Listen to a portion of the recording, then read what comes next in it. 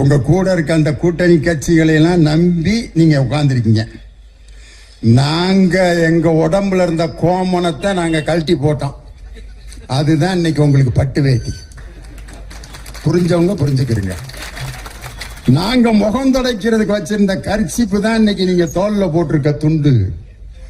நாங்க கையில வச்சிருந்த குச்சி தான் நீங்க உட்கார்ந்து இருக்கிற நாற்காலி.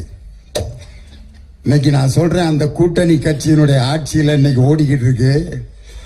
இன்னைக்கு அந்த கூட்டணி கட்சியே ஒன்னொன்னா அப்படியே பாக்குது, என்னடா அப்படின்ட்டு.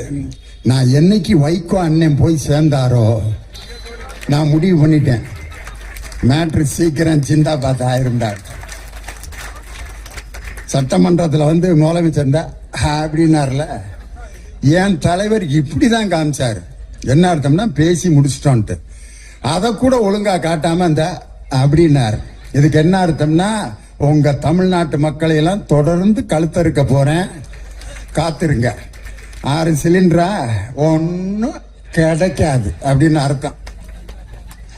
இன்னைக்கு அவரு அந்த கூட்டணி கட்சியெல்லாம் எங்க அண்ணன் வைகோ அவர்கள் என்னைக்கு போனாரோ, அவர் வெளியிட்ட புஸ்தகத்தை அவர் வெளியிடுவாருன்னு கூப்பிட்டதுக்கு வரமாட்டேன்ட்டாரு.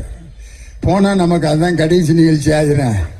வேணாம்டா, இந்த பம்பரம் எந்த சாட்டை சுத்தினாலும் சுத்தும் போல இருக்கு, இது வேலை. இன்னும் எப்படியும் ஒரு 3 மாசத்துல தனுஷோட கட்சியில அண்ணன் வைகோ அவர்கள் இருப்பார். உலகத்தில் உள்ள தலைவர்களிலே நான் மிக சிறந்த தலைவனாக தனுஷ் அவர்களை பார்க்கிறேன். ஜெர்மனியில் இருக்கக்கூடிய ஹிட்லர் இருக்கிறாரே, ஹிட்லர் பேசினாலும் பேசுவார். உண்மையிலே வைகோ அவர்கள் மேல நான் மிகப்பெரிய மரியாதை வச்சிருக்கேன். அப்படிப்பட்ட ஒரு பேச்சாளனை என் வாழ்க்கையில் இதுவரை நான் பார்த்ததில்லை. அவருடைய பேச்சுக்கு நான் அடிமை. ஆனா அரசியலில் இப்படி ஒரு கேவலமான மனிதன், இப்படி ஒரு துரோகியை நான் பார்த்ததில்லை. துரோகிங்கிற வார்த்தையை சொல்றதுக்கு மன்னிக்கணும்.